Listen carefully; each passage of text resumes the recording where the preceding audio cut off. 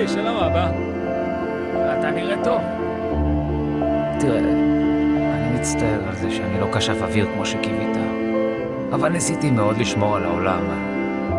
אני מקווה שאתה גאה בי. ברור שהוא היה גאה בך, בומי. קאיה, אני רק ניקיתי קצת את הפסל של אבא. יש פה המון אבק. תראה! אני עושה כשפות אוויר! לא יאמן. אתה כשף אוויר? אני כבר רוצה לספר לאמא. היא תשתגע על זה. אני באמת כשף האוויר האחרון. איך הם עשו לי את זה? הם רצו לקחת ממני את כל מה שהכרתי ואהבתי. מה קרה, אבא? אני פשוט מצטער שסבא שלכם לא כאן כדי לראות את זה.